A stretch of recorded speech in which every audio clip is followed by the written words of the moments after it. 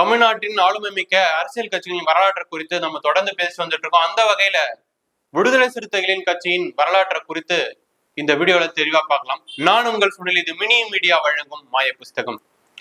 1972ஆம் ஆண்டு மகாராஷ்டிரா மாநிலத்தை சேர்ந்த ஒடுக்கப்பட்ட இனத்திற்கு ஆதரவாக தோன்றிய ஒரு இயக்கம் பாத்தீங்கன்னா தலித் பேந்தர்ஸ் இயக்கம்.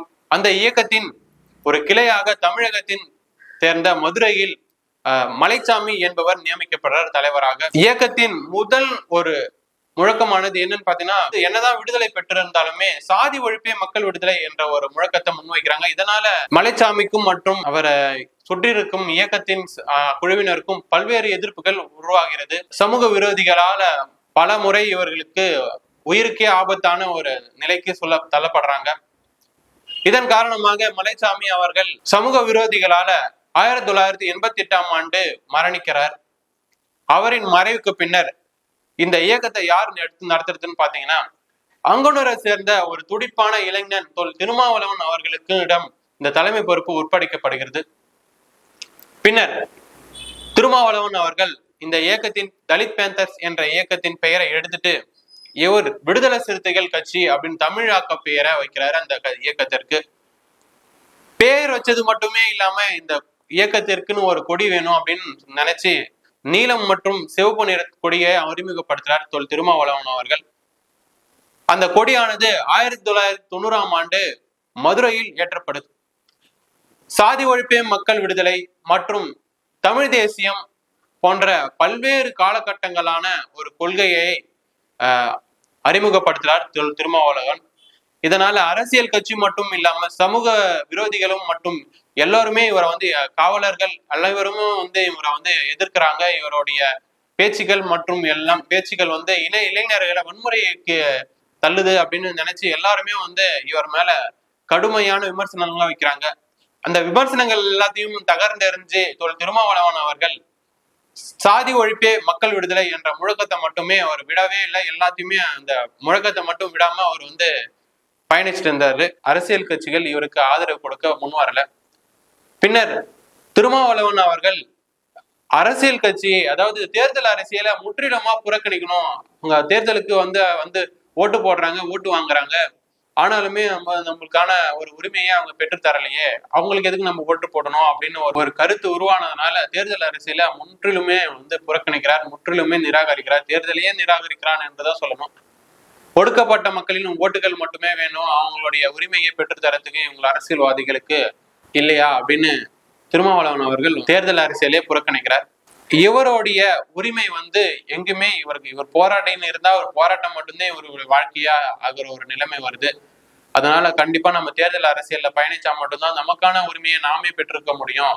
இது நாள் வரைக்கும் நம்ம அரசியல்வாதிகளை நம்பி இருந்தோம், ஆனா இப்போதைக்கு இருக்க முடியாது, நம்மளே அரசியல்வாதியா இறங்கி ஆகணும் அப்படின்னு ஒரு முடிவு எடுக்கிறார்.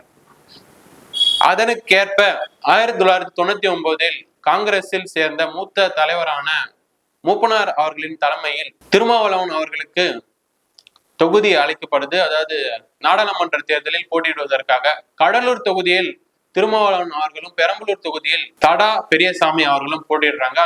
அந்த தேர்தல்ல இவர்கள் அனைவருமே தோல்வி அடைஞ்சிடறாங்க. பின்னர் 2001ஆம் ஆண்டு சட்டமன்ற தேர்தல் வருது. அந்த சட்டமன்ற தேர்தலில் திமுக தலைவர் மு கருணாநிதி அவர்கள் திருமாவளவனின் எழுச்சிமிக்க பேச்சுகளையும் மற்றும் அவர்களுடைய கொள்கையும் பார்த்து தன்னுடைய கூட்டணியில் இணைத்துக் கொள்ள ஒரு அன்பு அழைப்பை கொடுக்கிறார். அதனை ஏற்ற திருமாவளவன் அவர்களும் சட்டமன்ற தேர்தலில் போட்டியிடுறாங்க. அந்த சட்டமன்ற தேர்தலில் வெற்றியும் அடைஞ்சிடறாங்க. முதல் முறையாக சட்டமன்றத்தில் அடி எடுத்து வைக்கிறார். பின்னர் 2004இல் திமுகவிலிருந்து வெளிவந்து நாடாளுமன்ற உறுப்பினராக வேண்டும் என்ற ஒரு நோக்கத்தில் பீகாரில் நிதிஷ்குமார் ஆரம்பித்த ஒரு கட்சியில் அம்பு சின்னத்தில் போட்டியிடுறாங்க. நிதிஷ்குமார் அந்த கட்சியில அவங்க தோல்வி அடைஞ்சாங்க விசிகாவின் தலைவர் திருமாவளவன் அவர்கள். பின்னர் 2006ஆம் ஆண்டு நடந்த சட்டமன்ற தேர்தலில் வெற்றி பெறும் கட்சியாக திகழ்ந்து திமுக.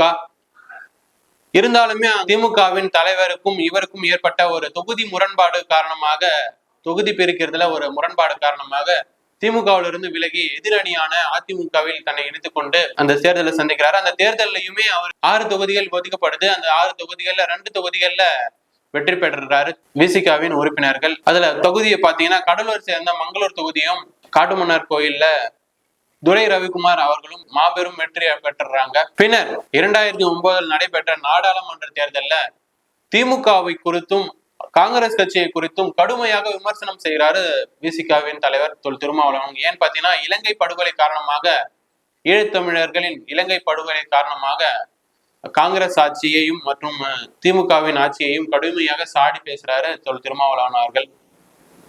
அந்த தேர்தலில் பாமகவும் அதிமுகவில் இணைந்திருக்கிறாங்க அப்படின்னு ஒரே அணியில வெவ்வேறு கருத்துக்களை கொண்ட கட்சிகள் பயணிக்க முடியாத ஒரு காரணத்தினால விசிக வேற வழியின்றி திமுகவில் திரும்பவுமே இணைஞ்சிருந்து போயிட்டு 2011 திமுக தலைவர் மேல ஏற்பட்ட ஒரு மக்களுக்கு அதிருப்தியான ஒரு கருத்துக்கள் உருவாகுது. அதனால 2014 நடைபெற்ற சட்டமன்ற தேர்தலும் சரி, 2014 நடைபெற்ற நாடாளுமன்ற தேர்தலையும் சரி, திமுகவினர் படுதோல்வி அடைஞ்சிடுறாங்க.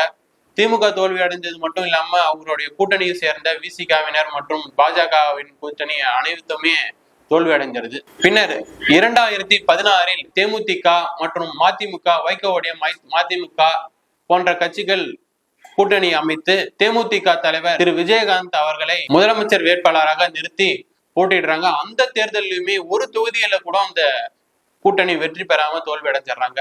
2018 நடைபெற்ற நாடாளுமன்ற தேர்தலில் திமுகவின் கூட்டணியில் போட்டியிட்ட தொல் திருமாவளவன் அவர்கள் சிதம்பரம் தொகுதியில் மாபெரும் வெற்றி அடைந்து நாடாளுமன்ற உறுப்பினராகவும் மாறுறாங்க. பின்னர் 2024 நடைபெற்ற நாடாளுமன்ற தேர்தலிலும் சிதம்பரம் தொகுதியிலே தொல் திருமாவளவன் அவர்களும், விழுப்புரம் தொகுதியில துரை ரவிக்குமார் அவர்களும் நாடாளுமன்ற உறுப்பினராக தேர்ந்தெடுக்கப்படுறாங்க. பல்வேறு இன்னல்களையும் பல்வேறு சிக்கல்களையும் கடந்து வந்த தொல் திருமாவளவன் அவர்கள் நடத்தி வந்த விடுதலை சிறுத்தைகள் கட்சி இன்றளவும் மக்களிடையே பெரும் வரவேற்பை பெற்றிருக்கும் ஒரு கட்சியாக இருக்கிறது. பல்வேறு காலகட்டங்கள்ல பல்வேறு நிலைகள்லையும் தன்னுடைய கொள்கையை மாறாம ஒரே கட்சியாக இருக்கும் விசிக இன்றளவும் மக்களிடையே பெரும் வரவேற்பு பெற்றிருக்கு. சொல்ல போனா விசிகாவின் கூட்டணி பெரும் கட்சி கண்டிப்பா வெற்றி அடையும் அப்படின்னு தான் நிறைய பேர் நினைக்கிறாங்க.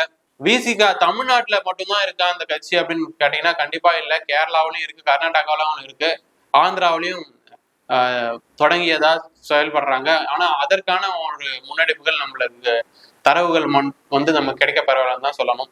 என்ன இருந்தாலும் விசிக அப்படின்ற ஒரு கட்சி மக்கள் படையை கொண்ட ஒரு கட்சியாகவே கருதப்படுகிறது. ஒடுக்கப்பட்ட இனத்திற்கான ஒரு உரிமை குரலாக விடுதலை சிறுத்தைகள் கட்சி விளங்குது என்பதில் ஒரு ஐயமும் இல்லை. இதனைத் தொடர்ந்து பல்வேறு கட்சிகளின் வரலாற்றை பற்றி அடுத்து வரப்போகும் வீடியோக்கள்ல தொடர்ந்து பார்க்கலாம். அதுவரை உங்களிடமிருந்து விடைபெறுவது சுனில். வணக்கம்.